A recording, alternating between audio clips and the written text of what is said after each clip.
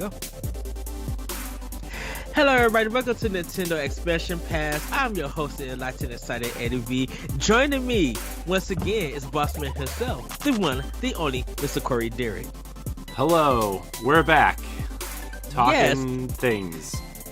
And if everybody's seen last episode, yeah, I'm really upset. Me and Corey had a really good discussion about Fall Guys and some other things. Yeah, okay, yeah, so little inside baseball. Ed and I are kind of recording a couple back-to-back here, and so yesterday, as of the time of this recording, by the way, Ed, remind me to read the patrons in a second. Yes. We were talking about Nintendo's fall schedule and what it could look like, and where certain games were falling. And then, of course, not like 10 hours later after we got done recording, not even, there's a thing for Splatoon. It's like, oh, we're coming out in September. And it made our entire episode. It makes us look stupid. So, except I did say September for Splatoon, though. So I was pretty excited about that. Yeah, and I did say August. And I literally will say this. I think that Xenoblade and Splatoon 3 has switched dates and stuff. Because I guess, I mean, that seemed to be the general consensus in the chat, right? In the big group chat, right? Yeah, because now it's like, what are we getting in August? Like, and literally, because now I think if Mario Rabbids do come in August, okay, we're good to go. Because I don't know I forgot where you said it at. I think you said September. Did you? What? Mario Rabbids or October? I said August. You said August. So that could possibly now happen. Now we literally don't know what's happening in October. Yeah. I still say Bayonetta 3. But that December could be looking like. I mean, my argument in the group chat was like, you think of all the games that are coming out, first party and third party games on other platforms and on Switch, right? Like, you look at Jedi Fallen Order 2, which will probably be announced within the next month because, I think it's going to get announced at Star Wars Day, so this episode will probably also look like it's out of date as well. Yeah. But you got Jedi Fallen Order 2, you got Call of Duty, probably Forza, probably Redfall, Starfield, God of War. You really want to put a niche game like Bayonetta in there? Right? I mean, no offense to Bayonetta, it's a great game and it's popular in a sense, but it's not a mainstream game. Let's not sit here and pretend Bayonetta is mainstream. I think it's even though it may not seem mainstream to Nintendo fans, it kind of seems mainstream. I think hardcore Nintendo fans are excited for Bayonetta because Nintendo kind of locked up that exclusivity for a mature game, and obviously Bayonetta is like cool, she's sexy, she's got these awesome moves, her games are fun and fluid, and right, I mean, like that's a big deal for a Nintendo platform. It's not necessarily a big deal for other platforms. You know what I mean? And I think it's just speaking on Bayonetta 2. I think I say that's a game that really got PlatinumGames recognition because a lot of people weren't talking about not Bayonetta, but people weren't talking about PlatinumGames until that game came out. And like for months, even to Game of the Year nominations and discussions, people kept bringing up Bayonetta 2. I don't think that's true. I think people were still talking about Platinum in some sense. I mean, like Mad World on the Wii, right? And then Bayonetta was kind of their quote unquote breakout game, not necessarily a huge hit, but it was their breakout game. Vanquish, I think they did Metal Gear Rising, right? Yeah, Revengeance. Yeah, and so like they've done a lot. They've done a lot, but I think the way that Bayonetta 2 during that time. I mean, I think it was a big deal. I think because Nintendo was publishing a mature rated game, which like isn't necessarily something Nintendo goes out of their way to do, but they do that, right? Yeah. Like, I mean, Eternal Darkness, Bad World, like they have done it before, but Bayonetta is something extremely outside of Nintendo's like quote Oh unquote yeah. family friendly image, right? Oh Like, yeah. I mean, And, you just and watch the opening of Bayonetta 2 and you'll understand why, right? I mean, with her when the clothes are ripping when she can touch with the weapons. But I definitely think a strategically placed crotch shot in there also, by a the booty way. shot. Hmm.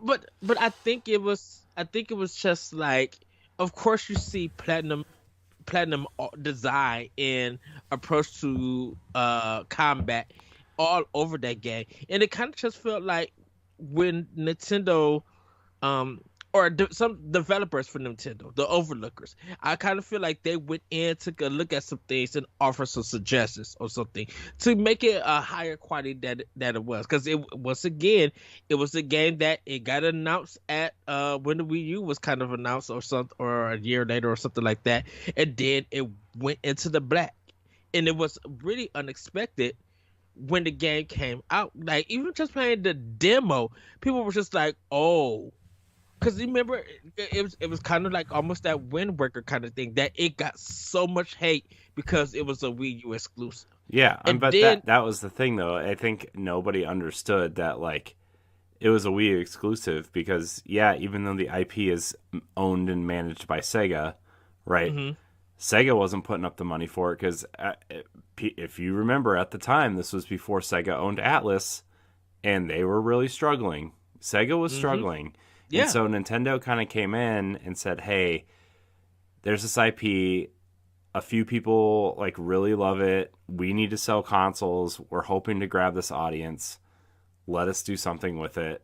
Let us help Platinum make this game, and you will get, this amount. Platinum will get this amount, and we'll get this amount." And they did it, and it turned like Bayonetta was getting 9s and 9.5s everywhere, right? I mean, like that game yeah. was getting really great reviews, and uh, I mean, it was really hard to play it with the gamepad, I gotta tell you. But I mean, it was a really cool experience that a lot of Nintendo fans don't get very often.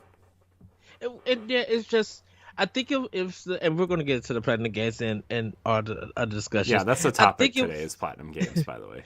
yeah, I think the thing with it was just that, because this it kind of, to me personally, I did an optional opinion on this, why DMC Devil May Cry and Bayonetta 2 got so much hate and those games turned out so good. Like, it's some of the best games I out of the series that, DMC is still like I think one of the best action games I've ever played. yes, yes. It's a hard, that game is just so, Ninja Theory knows its action and Platinum Games knows action, and I respect both companies with how they approach their games, because they are, to me, top tier. They are the best at what they do, Hmm. you know. And I just feel like DMC Devil May Cry made me return to that game over and over. I own it like on 3 systems already. Like, I Hmm. own it on Xbox One. I own the PS3 version and PS4 version. Yeah.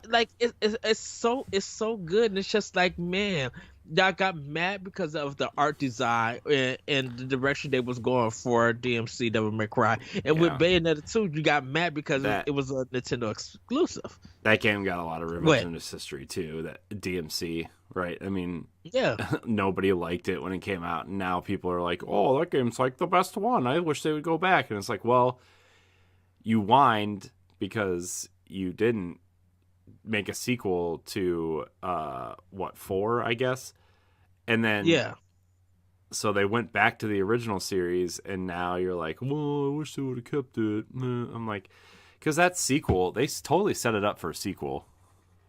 yes, I mean, I guess that's the story of the game anyway, but like the way that game ended was totally setting it up for a sequel, right? So, yes. and that Virgil DLC was really good too. Oh yeah. There's great soundtrack, great combat, great level design, and even a great story. Like, it really felt cinematic. Like, I could sit down and just be like, I could watch this if this was a movie. Because they were doing really cool, like, shape shifting levels on an Xbox 360 hardware, right? I mean, that was like unheard of at the time, you know? Yeah. And so it was cool. I really liked that game. I am sad that that Ninja Theory kind of got the short end of the stick there and didn't get to make another one. But I mean, now we have Hellblade, right? And that's really cool. So yeah, and I think it's just with Platinum Games, which I'm gonna hold my thought till we get to that. So our fall lineup, real quick, everybody. So if you take a look at it, this month in April we get Nintendo Switch Sports. May is still up in the air. We don't know yet. I'm starting to wonder if Advance Wars is going to come out in May. I mean, we kind of talked about that last time. Yeah. And I thought it was like kind of early or kind of too late to be doing that, but like the game is ready because it was supposed to be out by now. Yeah. So like, I mean, I'm sure like all these cartridges and stuff that, the ones they were going to put physically are in at least storage warehouses right now, right? Yes. So I was kind of thinking about this last night after we wrapped because like I don't sleep at night even when I'm laying in bed or on the couch. Like I just don't sleep. So I was thinking about it. I'm like, you know what? What I said last time was really stupid. If it was supposed to be out by now, it was probably in a storage warehouse in March, right? So all they have to do is ship these things to the stores, right? And like you can get things to a store across the country in like a week, So I'm not. So, and I agree with you. Sorry, everybody's stuttering. I agree with you. Like, I think the copies are like all together, the physical versions and stuff. And I think I feel like there's going to be a update patch or something, and they're going to add the extra content that they probably been working. Because Nintendo and WayFor is not sitting on this game, not doing nothing. They have to be working on something. Yeah, and like this, I mean, I don't think Nintendo's. I don't want to say dumb enough because that's the wrong term, but like they're not going to sit on this game until this war is over. This war is going to go on for a long time. Right. Like it's not slowing down. As someone who monitors social media for his job, like that's this thing is not going anywhere. Yeah. I mean, some days are better than others. Some days are worse than others, but like this thing is not going away. And so I understand that Nintendo was trying to be respectful and everything, but kind of what we talk about at work is like at some point you gotta find the window where you have to kind of continue your business, and it's, I think doing it at first was respecting obviously people in Ukraine and war is a sensitive subject, but like at the same time, like WayForward's employees need paid, Nintendo needs paid, the marketing company needs paid. Like you got to start paying these people, and how do you pay them? You sell the product to make the money to pay the people, right? So right, because at this point in time, Advance Wars was the project that WayForward was working on. I don't know what else WayForward has planned. No, we don't know what they got in the pipeline. Maybe another Shantae game is coming, but we won't know nothing literally until Advance Wars releases. Yeah, I kind of want them to start remaking some Nintendo games. You know what? Would be a cool series for them to remake actually, or like start remastering or remaking? It's the Mario and Luigi games. I can see that. Or like, I guess, a new one. Well, they have the art style to do it. I know, that's what I'm saying. WayForward is very talented with doing different art styles. Yeah, I could see that. Yeah. I just, not that they're like a remake studio or anything, but I think it's cool that I think they could do one and be like, yeah, that was fun. Well, I was thinking about this at work. I was just like, out of all the studios that Nintendo has worked with, definitely just the ones in the West has been Mercury Steam and wait for it. Like, and maybe that one indie company who did a good job. And the Zelda one with the music that they have, Tales of the Necromancer or something. Like Oh, they did Crypt of the Necrodancer. Crypto, yeah. The Cadence of Hyrule. Cadence of Hyrule, yeah. Those are kind of like the only four companies that they have worked with that's in the West, in a sense. Mm-hmm. And so I could see that Nintendo and WayForward building on this relationship of making games and Nintendo publishing it, because regardless of how you see WayForward being such a niche company, they have been consistent, whether the games are good or bad. They really care about design and making great games, and you can see like it has a old 8-bit school feel to some of their games, or even 16-bit feel, but you can see the passion that they put into their games, whether the execution is good or not. They just like, we're not doing this for a money grab, we actually want to make games. Yeah, you know.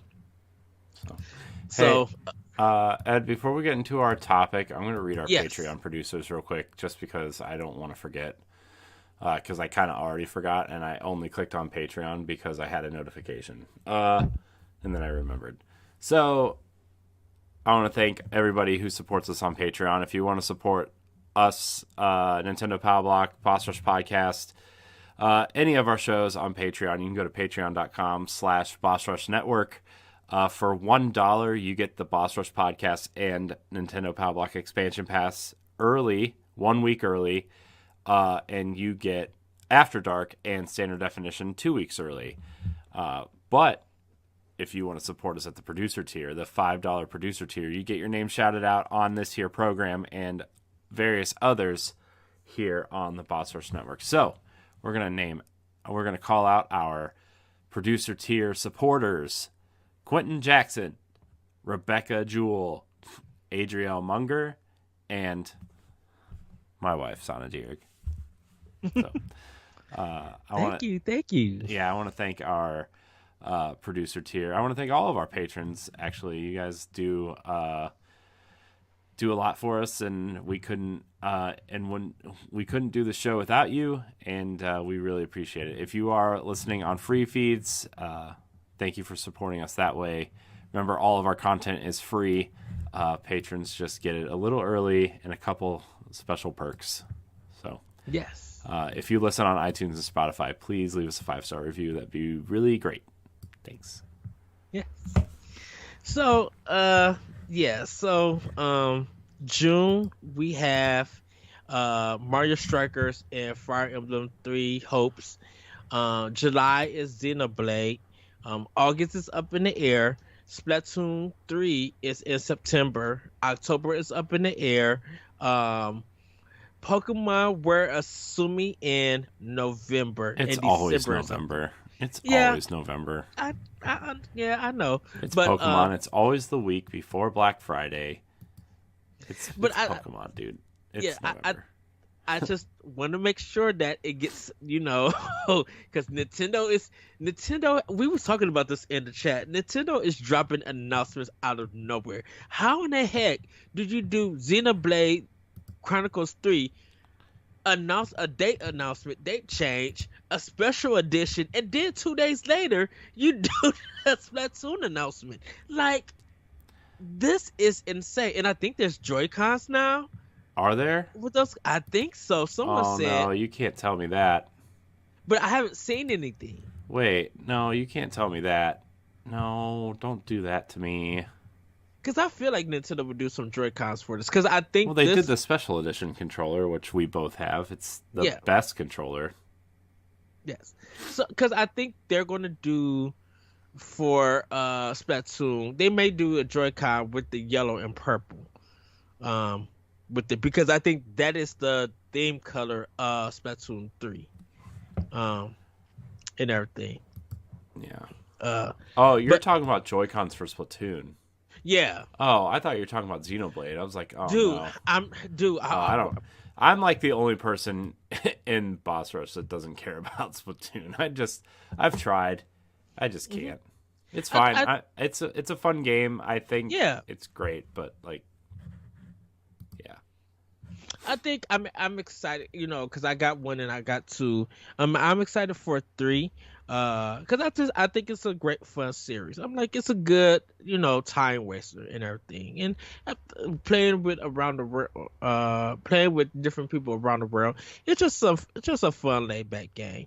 And artistic wise and design wise, it looks really good. So I'm excited to play. It's not a big franchise, but it has sold well. So, and everything. So, but we still got some ports. We got Mario and Rabbids 2.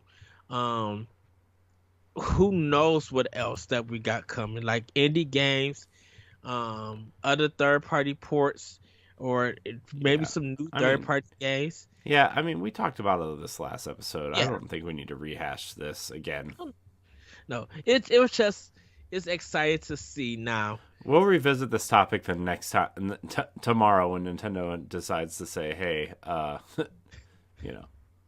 But if they do a Xenoblade Chronicles 3 Pro controller, stop. I'm ordering. I will do terrible things for a Xenoblade Chronicles 3 controller. They need to do a Pro controller. They need to. I will order that with the quickness. I'm already been looking at Nintendo website, like on my Nintendo. I've been checking every day. I'm like, hurry up and drop that announcement. Drop it, be like, okay, pre-orders are open. Bam, I need this. Yeah, don't do that to me. I know. Well, Corey, you want to get into talking about PlatinumGames, because we had a discussion about them on last episode, and I won't say it's the rise and fall and the rise again of PlatinumGames. I think it's kind of just talking about them as a developer in video games, and just seeing where we stand at with them as a company and everything. Yeah, I mean, I like PlatinumGames enough. I'm not like a super fan. I enjoy some of their games. I think Vanquish is awesome. Yes. If anybody has an Xbox One or Series X or S or whatever, or PlayStation 4 or 5, the Vanquish Anniversary Edition, I think it's like $20. I think it's actually bundled with Bayonetta 1 for $40, I think. But Vanquish is cool. It's like this weird. It's the best way I can describe it is if G.I. Joe was made by the Japanese, right? Yeah. I mean, that's what it feels like. It's like a fast paced. It's like a super kinetic Gears of War, also, right? Like it's a cover based shooter, but the movement is super fast. There's all these really kind of cool acrobatic slides and moves, and I think to heal yourself you have to smoke cigarettes and stuff. It's like really strange, but it's cool. Maybe I'm confusing that with Metal Gear. I'm not sure, but it's like it's super cool. It's super fun. I think it's one of Platinum's best games, and I think it's one of their most underrated games. Definitely check that out. And it's a short campaign. I think it's like about 5 levels. It's I mean it's only like. It's only like 4 or 6 hours, the campaign. It's not very long, but it's fun. It doesn't overstay its welcome, which I think is what makes it better, to be honest with you. But Vanquish is fun. I mean, a lot of people kind of point to Okami as their unofficial first game because when Platinum left Capcom, it was literally the entire Clover studio, which made Okami. So they have range, right? The studio has range. They have a lot of range. They have a lot of ideas. But it just kind of feels like they've been mismanaged lately. Like Babylon's Fall is their current project. And I think an article went up on our website, last week or 2 weeks ago or something, where like their active concurrent player base is under 100 players, which is awful. Yeah, I think it was like a couple of days ago that they was only at 8 players, like on Steam, which is or something crazy. Which I mean,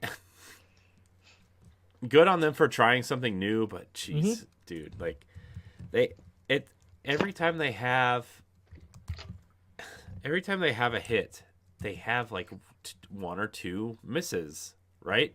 Yeah. Like you think of all the great games they've made, obviously Bayonetta series, Astral Chain, which is, obviously we kind of talked about how Nintendo it feels like Nintendo knows how to get the best out of Platinum. We've had that conversation. We're going to have it a little bit more later, but the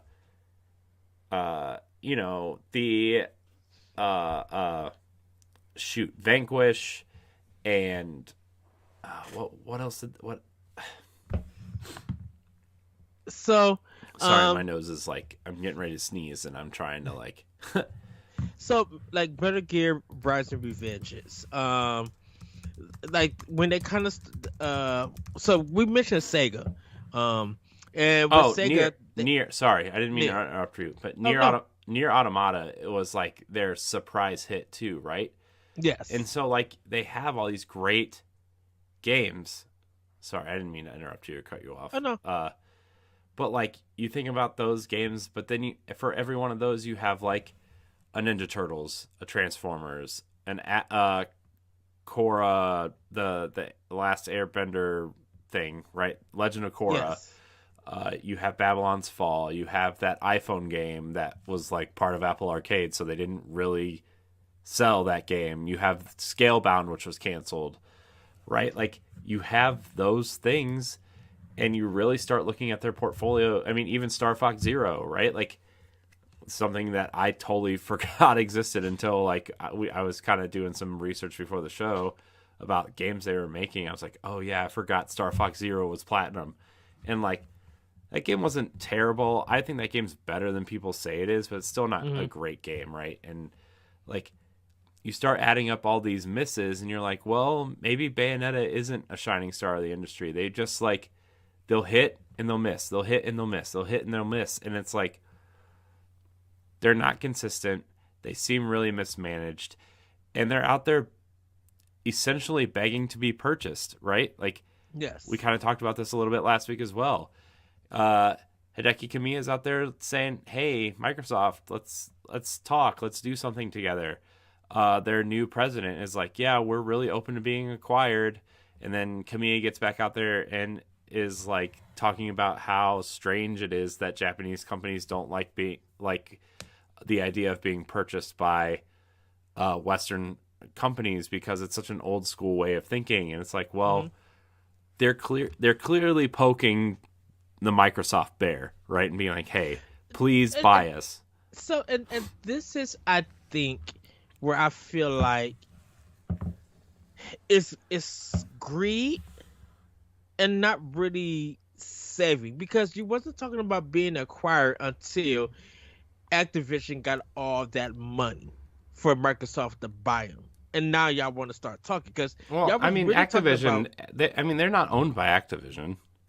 They just had deals because Activision had. I'm talking about when they saw the news how much Microsoft was paying out to acquire Activision. This started before the Activision stuff. I kind of feel like it was after. No, it was before. We talked about it at one point on Boss Rush podcast. When Hideki Kamiya was like poking the Microsoft bear about maybe restarting Scalebound or working together again, that was before the Activision purchase. But that gives a sense of them working together, not a sense of being acquired or anything. I think they knew they were in trouble then because Babylon's Fall wasn't coming together, and I think they were looking to at least secure a budget for their next project, if not be acquired, right? And here's the thing, Microsoft, and we don't need to talk about this a whole lot, but like PlatinumGames, I think, is the perfect Japanese studio for Microsoft in a sense that they're open to being purchased by a Western company. Microsoft has a tendency of purchasing studios who are quote unquote in financial trouble. Yeah. And I think Platinum could do some unique things with Microsoft IP, right? I think they could do something unique with Perfect Dark. I think that would be really interesting, of like a super chaotic action game in Perfect Dark. I think they could do something in the Gears of War universe. I think that would be really interesting to see. You know, which I kind of feel like they will literally lose not just their style and their philosophy of design. I think they would just lose themselves of being what they are known for in the sense because of course because it would sound like they are turning Eastern developer more into a Western developer with Microsoft's but IPs, which I mean, but which they I don't which I have to do that understand. either, though. I mean, they could do whatever they want. That's the thing. That's what Microsoft is buying these studios to do, is like they are going to work on the projects that they want to work on, right? And like, Yeah, theoretically, that's going to work to an extent. Obviously, Microsoft's going to have to step in at some point and kind of get these people to actually put stuff out, right? I mean, that's the problem right now. It's like they that's have what did we count, like 30 games in development and none of them are out. yeah. Like that's And that's a and problem. Sorry, that's a problem. oh no, I've mentioned this. I was telling around this. I was just like, I understand Microsoft buying all of these companies, but it's going to be the products that come out because if these products come out and they don't live up to the expectations that a lot of gamers are have for them, you can acquire as many companies that you want. But if the result of these games do not hit, Hmm. what was all of this hype and discussions and upset and anger and happy and joy, all these emotions, what is it benefiting if none of these games are hitting? Of course, yeah, they're going to be big on Game Pass, that's fine, Hmm. but it doesn't make no sense that you acquired this company, you got this game out, and 1 or 2 weeks after it come out, no one's talking about it. Yeah. No one's even thinking about it. You know, you, we're still waiting on. I think we're still waiting on a lot of companies, and we're not going to focus too much on Microsoft. But Yeah. I No, want to see some. I want to see some results from all of these I purchases I do because if too. And like I mean, this year, supposedly the three big games this year, well, four technically, I guess, Mhm. from Microsoft are Hellblade 2, supposedly, Redfall, supposedly, Forza, the new Forza Motorsport, supposedly, and Starfield from Bethesda, right? Those are like the yeah, four heavy hitters this year. And, obviously the Cuphead DLC is coming and Minecraft DLC is coming. Minecraft Dungeons DLC is coming. They have stuff like that. But, like, those are the big games. This is the year. Like, last year, we were like, yeah, Xbox is back with Forza and Halo and Psychonauts and Flight Simulator. That was a good year for Microsoft. I'll give them that, yeah, right? But those are, like, especially Forza and Halo, that's what Xbox has been living off of for a decade. That and dude. Gears. So, This like, I it want to see it what I want to see. I want to see an Xbox without Halo. I liked Halo Infinite a you know lot, right? you And know like, it's let me just finish okay. this thought, and then you can go. Uh, I liked Halo Infinite a lot, right? I thought it felt like Halo. It played really well. The open world stuff worked well enough for it. Um, Grappling Hook was a great ad. The multiplayer Yes, feels great, but it's still Halo. Like I'm tired of them trying to force these IP. Granted, it's not like Mario and Zelda where, like, these games are great, and then when they reinvent it or something, these games are still great, right? hmm Halo is one of those games that's like, yeah, they were great during the Bungie days, and then when 343 took over, they've had what, three entries to try to reinvent themselves every time, and like, I liked Halo 4 a lot. Halo 5 was fine. Halo Infinite is great, but like, it just it feels like a franchise that's trying to dig themselves out of a hole. And to that extent, it's not the same as Nintendo putting a new Zelda game out or a new Mario game out. it the thing with Halo, if I know we're gonna get back into Platinum, We everybody. are. The thing with Halo Infinite was that it was such a highlight that everybody was looking for, and then it dropped the ball. It really for players who are focusing on the multiplayer stuff. Mm-hmm. And of course, their season 2 is coming out, and it just feel like 343 Studios did all of these. They promised and they want to have all of this stuff delivered, but it's going to take some time, which I can understand. It's Mm-hmm. development is Look, hard. that game was in a lot of. I think the thing with Microsoft also, especially 343, Hmm. is 343 does a lot of contract work. They don't have the stability of a team that stays there for a decade or two to put out multiple games to Yeah. build that team camaraderie. Like as soon as Hmm. Halo Infinite left, like I don't know if you were like looking at Twitter or LinkedIn or anything, but like I saw probably at least 30, 40, 50 people say today's my last day at 343, today's my last day as a artist at 343 on the bigger like when you're on social media most of the day and you're on LinkedIn, people updating their LinkedIn profiles or Yeah. their Twitter or something, it's like holy crap, like look how many people just their contract was up, Well, and that's and I think that last year for Microsoft was such a weird thing. Flight Simulator came out. Okay, it did. No, they did something on PC that disappeared. Psychonauts 2 came out. Great game.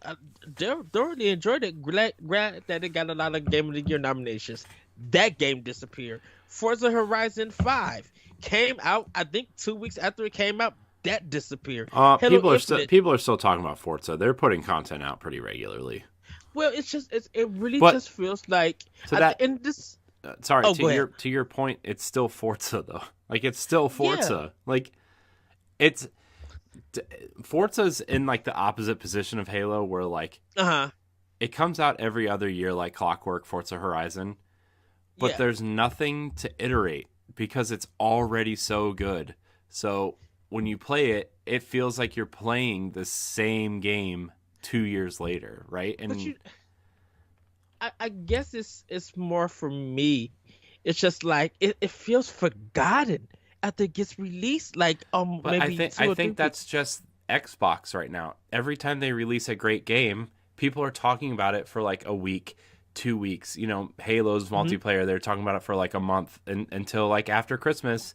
And then everybody's like, "Oh, what's Xbox?" You know what I mean? Like that's just Xbox, and it's been Xbox since the Xbox One launched, right? Like And I it yeah. we talk about it with Sunset Overdrive, with Quantum Break, with Recore. I mean, granted, Recore wasn't as great as I was It's hoping. tended to be. Yeah, I did. uh, Trust me. I agree with you with that. Halo Infinite. I mean, even Gears, right? Like Gears by far, I think, is Gears. Xbox's best franchise. And guess what people said about Gears 5? Like they're like, "Oh, this is the best Gears ever," for what, 3 weeks, right? Yeah. And to the And point get to the point where like nobody bought Gears. Like it didn't even make MPD. And so what did they do? They ported it to Series X and they put the DLC out for free. The Hive Busters DLC, a whole campaign for free on Game Pass. like Just that's free. and and and, and I just don't- And like and maybe and maybe that's part of my fear with Platinum Games if they were bought from Microsoft is that yes, they're gonna make some great games, mhm, whether it's new IPs or taking an old IP and doing mhm. something different with it. I fear that it's going to get forgotten, and Yeah, everybody's gonna attack Platinum Games. Go ahead. I'm sorry. no, I was just gonna piggyback off your thought when you finished. I was just prepping myself. Oh no, I just feel like they're going to get attacked. Um, they're just going to get attacked by Hmm. negativity, and it's Yeah, just like I don't want this for a Platinum Games. I'm fine I with Microsoft buying Platinum Games. I'm literally fine with that. Oh, go I ahead. I am too. I'm afraid, just like all these other studios that Microsoft has purchased, and Hmm. I think the problem now is output from Microsoft. We've forgotten about all of these studios except for Bethesda, because I mean they're still putting out. They just put out Ghostwire Tokyo and Deathloop on PlayStation, right? Like people are still talking about Bethesda, but not Xbox Bethesda, just Bethesda. And I think that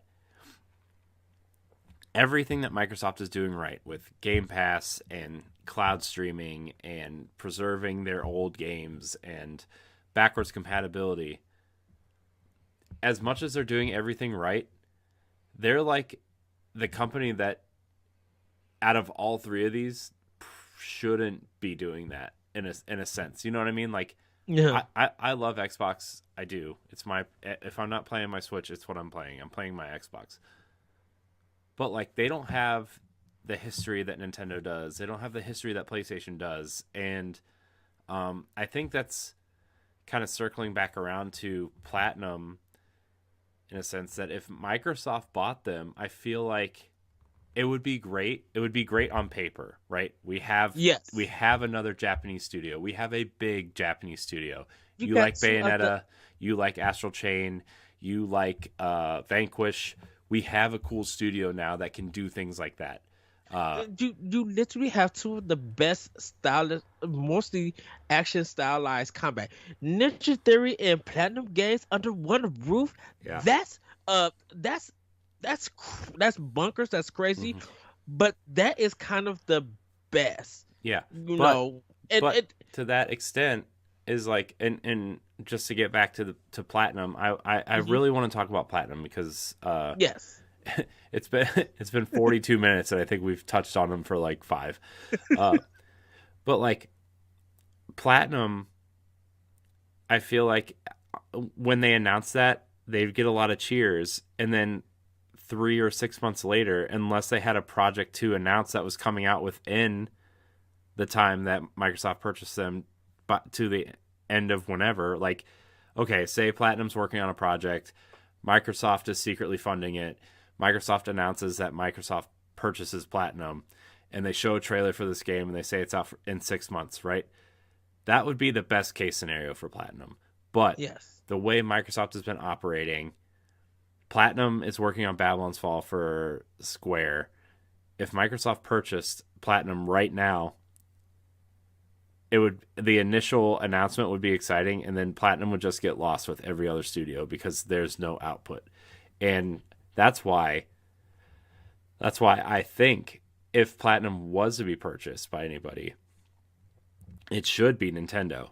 Now, Nintendo's not really buying studios, but we've already talked about it. Nintendo gets the best out of Platinum every time. Yes. You look at Wonderful 101, did some interesting things with the gamepad, right? You talk about Bayonetta 2 and hopefully Bayonetta 3. Definitely stellar combat, you know. I don't think Bayonetta is going to be any less than good, right? Bayonetta 3. I hope it's great, but I don't think it's going to be anything less than good. You look at Astral Chain, right? Great game. Star Fox Zero. I mean, I don't know what to say about Star Fox Zero. I could say with Star Fox Zero, whether you take it, they helped the team of Nintendo to do it. So, and yes, that was a Miyamoto project.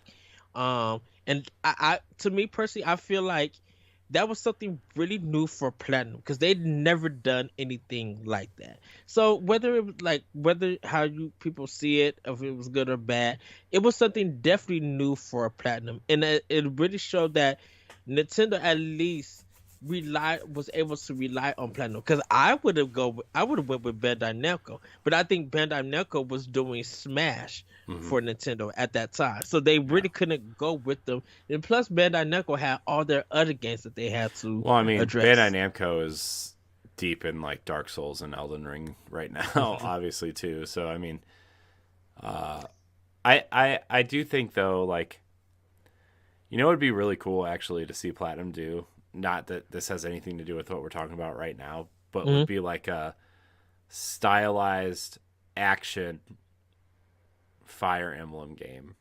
Ooh, yeah. Yeah. But that's a conversation for a different day. I mean, Platinum, I'm concerned for Platinum because, like, it's not like they're a bad studio. They're I not. just think they're No. I think they're mismanaged. I think they have a guy at the top that is looking for ways. I mean, obviously they're looking for ways to make money. That's how you stay in business. But I mean, like, Yeah. I feel like they're looking in the wrong places and not following what makes them special, right? It's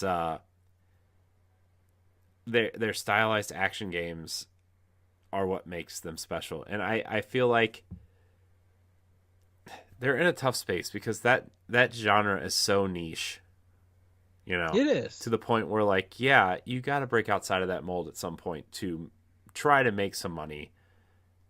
And like they saw the game as a service route. Maybe not the best idea, right? But like I don't know. I don't know what Platinum is doing. I just don't know. I think they put themselves in such a box of being good at melee combat and weapon combat. They're top notch with that. So, you know, Kobe Tecmo is good at it, Ninja Theory. But if you want the best of the best when it comes to that, Platinum Games are with that.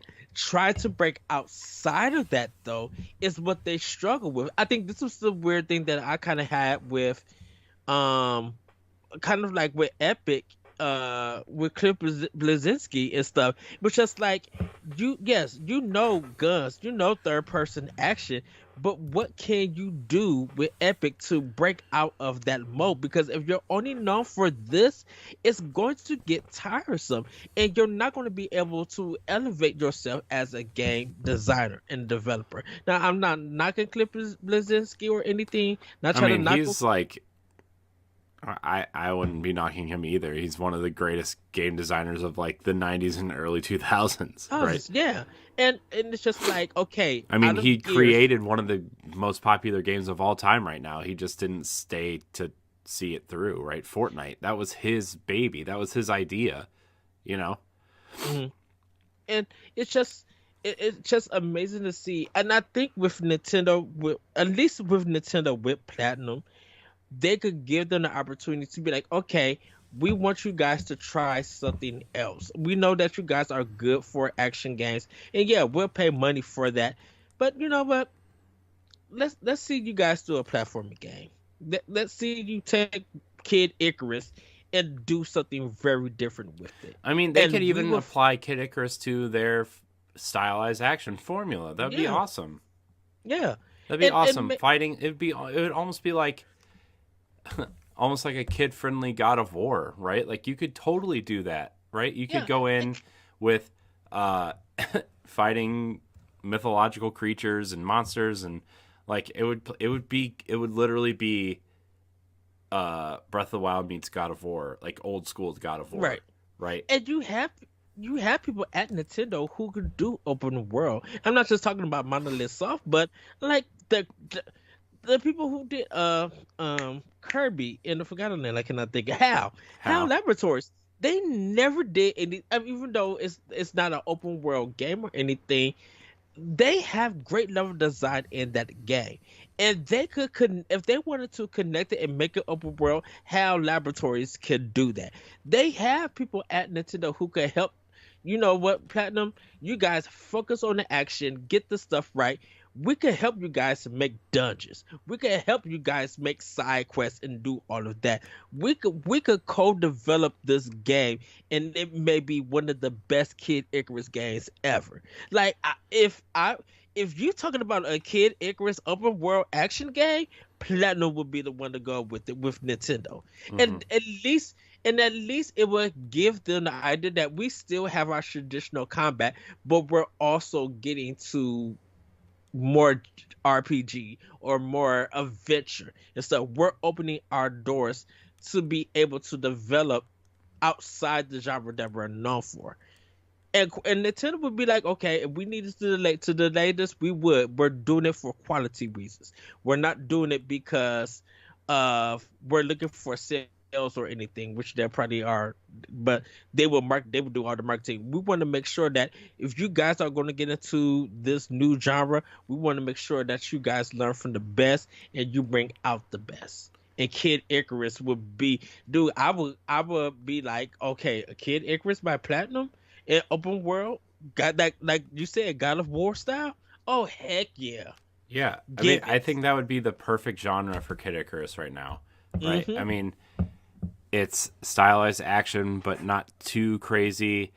There's a lot of unique enemies and boss fights, and it's pretty vertical, and you can go through and unlock different weapons and abilities and tell a cool story. Like, I just feel like old school God of War is a great template for Kid Icarus. Obviously, do some quality of life upgrades and stuff, but like Platinum could easily do that and apply a little bit of Bayonetta flair in there, like Oh yeah. totally could do Kid Icarus. But dang, now I want to plan against Kid Icarus. Dude, if that get announced, I'm be like Corey. I don't care where you at. Get on the phone. We need the podcast. We need to talk this out. If I'm in a briefing at work or something, I'd be like, I gotta go. Everybody, I got to take my lunch right now. And you just stepped in. There was an announcement that just happened. I'm gonna be in the break room. Corey, what are you doing? Did you get the news? Yeah, Ed, I got the news. I'm like, I'll see you at 6 o'clock, 7 o'clock, 8:30 tonight. Just do a 25-minute, then it'd be like, dang, it's an hour and 40 minutes. What Yeah. talk about? Yeah, but I mean, I realistically, I don't know if Platinum's going to get purchased by anybody. I think Nintendo gets a lot of great work out of them. Mm-hmm. I would like to see agree. an Astral Chain 2, personally. I think, I mean, they said that they planned it to be a trilogy, but Nintendo only greenlit one game because they wanted to see how it went, right? So I would love that, but, we'll see. I mean, technically, Nintendo could do a second one without them, right? But then who would you get to do that, and why would you do it without them? I would say Bandai Namco first, but I think because of the Ninja Gaiden series. Yeah, but I don't think people care about Ninja Gaiden as much as they used to. Plus they're so into like Neo, and what was the game they just put out recently that's kind of like Neo but not really? Oh goodness. I know. What did they just put out? I know it was a Ninja Gaiden collection. No. That trilogy. But I don't know what else was after that. What else did have Koei Tecmo put out lately? Search Your Paradise, that's Square Enix. Dang, I really do not know. I swear they just put something out. Koei Tecmo. Because I know they got Three Hopes coming out. That's their next game that I know of. But yeah, like the last thing I could think of is that Ninja Gaiden trilogy. Yeah, but they just put out something that's kind of like Neo, but not really. It's not Samurai Warriors. Although, you know what their secret sauce is it's at this point is that Atelier series. Dude, they're putting out a new one of those games every like 3 months. Dude, I may have to research that series because I really don't know. I'm like, is this a JRPG? This is actually... It is. They're like cheap JRPGs with a lot of like anime dialogue girls. We'll say. I'll have to look into one and try to be like, what the world is this? But man, I don't know what game they just put out, but anyways, just continue.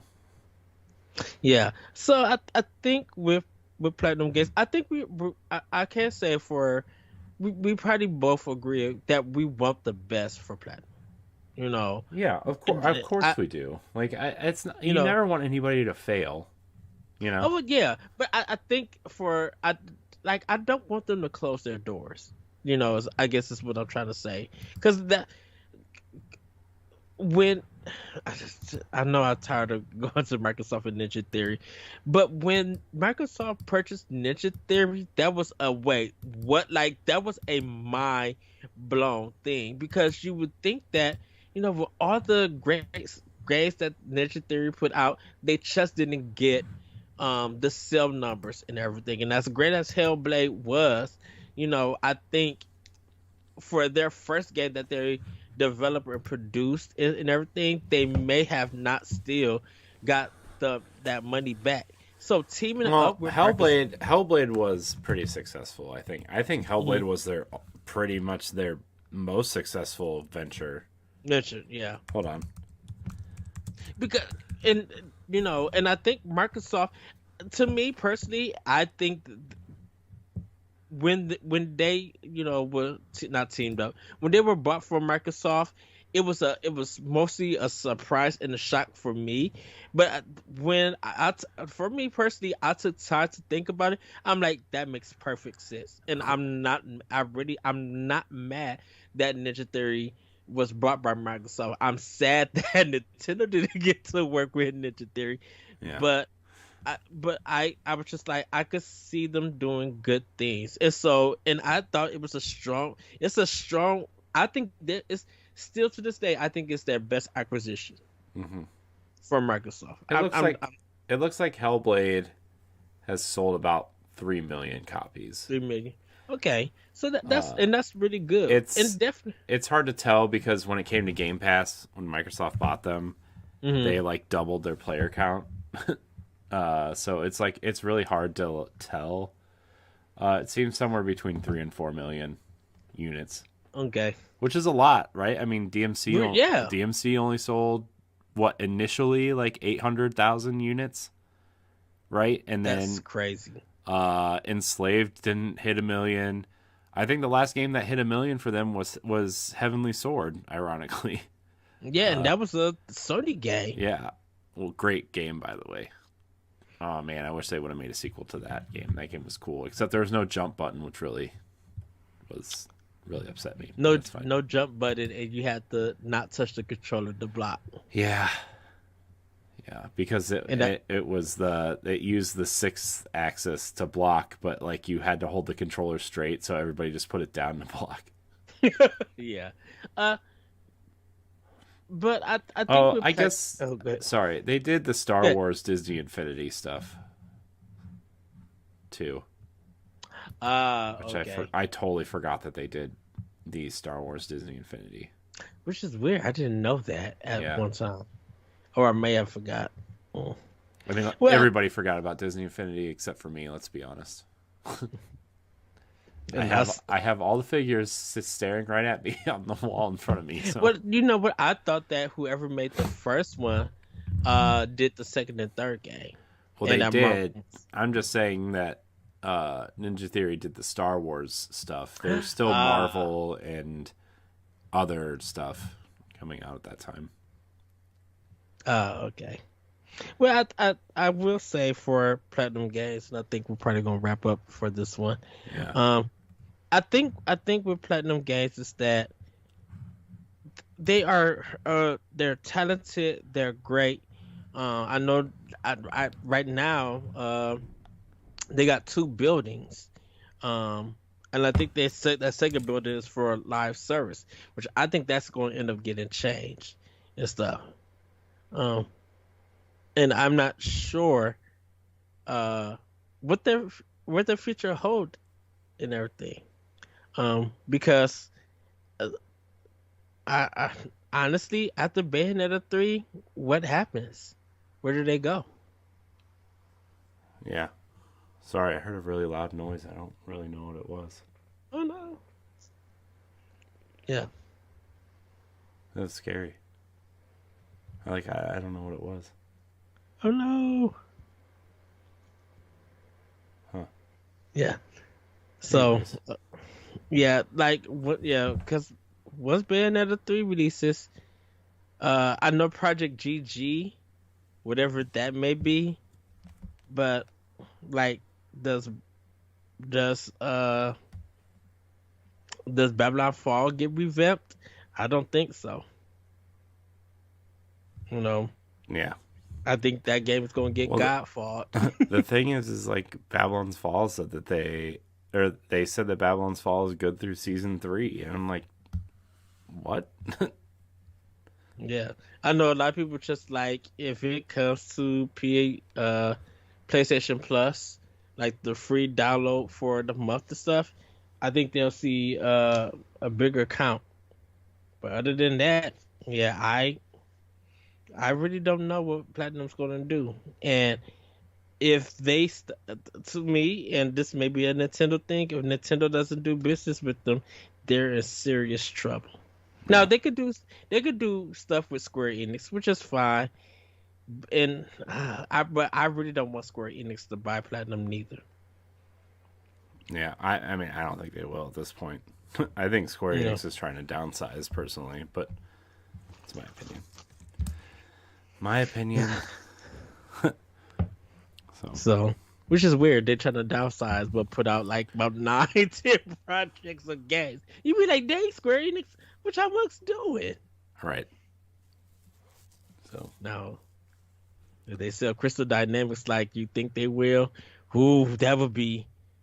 I think that would be a good discussion to have. Yeah, I mean, we can have it a different day. This is not. We're done. We're done. Yeah. But any last thoughts, Corey, about Platinum Games? No, I hope they find something that's going to make them successful. I am concerned for their financial state, but I hope they find something because even though they have their ups and downs and they have their stinkers and they have their A games, there's a place for them in this industry, and I think they're an important part of the industry, whether you like their games or not.